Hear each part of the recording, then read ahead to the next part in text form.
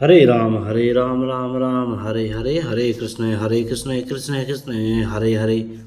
आइए, श्री रामचरितमानस लंका कांड चल रहा है और अंगद जी और रावण का संवाद चल रहा है। करोड़ों वीर योद्धा जो बल में मेघनाथ के समान थे हर्षित होकर उठे। वे बार बार झपटते हैं पर वानर का चरण नहीं उठता। तब लज्जा के मारे सिर नवाकर बैठ जाते हैं। जैसे करोड़ों विघ्न आने पर भी संत का मन नीति को नहीं छोड़ता, वैसे ही वानर अंगद का चरण पृथ्वी को नहीं छोड़ता। यह देखकर शत्रु रावण का मद दूर हो गया। अंगद का बल देखकर सब हृदय में हार गए। तब अंगद के ललकारने पर रावण स्वयं उठा।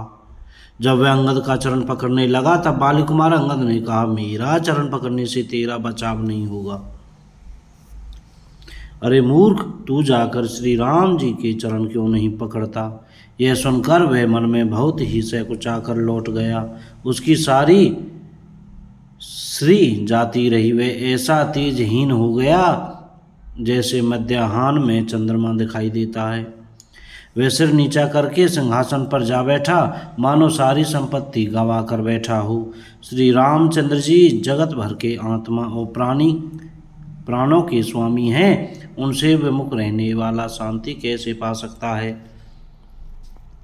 शिव जी कहते हैं, हे उमा, जिन श्री रामचंद्र जी के भ्रू विलास भों के इशारे से विश्व उत्पन्न होता है और फिर नाश को प्राप्त होता है, जो तृण को वज्र और वज्र को तृण बना देता है, अत्यंत निर्बल को महान प्रबल और महान प्रबल को अत्यंत निर्बल कर देते हैं। उनके दूत का प्रण कहो कैसे टाला जा सकता है, कैसे टल सकता है। बोलो हरे राम राम राम हरे हरे।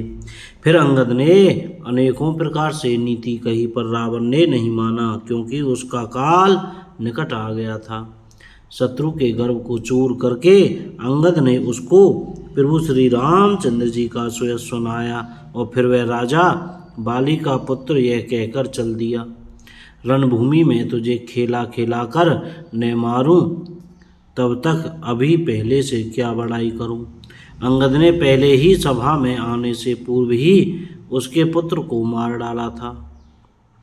यह संवाद सुनकर रावण दुखी हो गया। अंगद का प्रण सफल देखकर सब राक्षस भय से उत्पन्न ही व्याकुल हो गए। शत्रु के बल का मर्दन कर बल की राशि बाली पुत्र अंगद जी ने हर्षित होकर आकर श्री रामचंद्र जी के चरण कमल पकड़ लिए। उनका शरीर पुलकित है और नेत्रों में आनंदाश्रुओं का जल भरा है। संध्या हो गई जानकर दशग्रीव बिलखता हुआ उदास होकर महल में गया। मंदोदरी ने रावण को समझाकर फिर कहा, हे कांत, मन में समझकर विचार कर कुबुद्धि को छोड़ दो। आपसे और श्री रघुनाथ जी से युद्ध शोभा नहीं देता। उनके छोटे भाई ने एक जरा सी रेखा खींच दी थी, उसे भी आप नहीं लांघ सके। ऐसा तो आपका पुरुषत्व है। हे प्रियतम, आप उन्हें संग्राम में जीत पाएंगे जिनके दूत का ऐसा काम है। खेल से ही समुद्र लांघकर वे वानरों में सिंह हनुमान आपकी लंका में निर्भय चला आया। रखवालों को मारकर उसने अशोक वन उजाड़ डाला।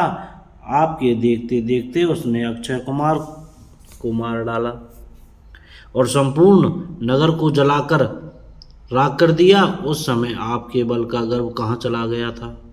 अब हे स्वामी, झूठ व्यर्थ गाल न मारिए, डींग न हाँकिए। मेरे कहने पर हृदय में कुछ विचार कीजिए। हे पति, आप श्री रघुपति को निरा राजा मत समझिए, बल्कि अग जगन्नाथ चराचर के स्वामी और अतुलनीय बलवान जानिए। श्री राम जी के बाण का प्रताप तो नीच मारीच भी जानता था, परंतु आपने उनका कहना भी नहीं माना। जनक की सभा में अगणित राजागण थे, वहाँ विशाल और अतुलनीय बल वाले आप भी थे। वहाँ शिवजी का धनुष तोड़कर श्री राम जी ने जानकी को ब्याहा, तब आपने उनको संग्राम में क्यों नहीं जीता? इंद्रपुत्र जयंत उनके बल को कुछ कुछ जानता है। श्री राम जी ने पकड़कर केवल उसकी एक आंख ही फोड़ दी और उसे जीवित ही छोड़ दिया। सुपर्णखा की दशा तो आपने देख ही ली, तो भी आपके हृदय में उनसे लड़ने की बात सोचते विशेष कुछ भी लज्जा नहीं आती। जिन्होंने विराट और खरदूषण को मारकर लीला से ही कबंध को भी मार डाला, और जिन्होंने बाली को एक ही बाण से मार दिया, हे दशकंद आप उनके महत्व को समझिए, जिन्होंने खेलने से ही समुद्र को बंधा लिया और जो प्रभु सेना सहित सुबेल पर्वत पर उतर पड़े। उन सूर्यकुल के ध्वजा स्वरूप कीर्ति को बढ़ाने वाले करुणा में भगवान ने आप ही के हित के लिए दूत भेजा। बोलो जय सिया राम। कोई गलती हो गई हो तो क्षमा करें। सीताराम।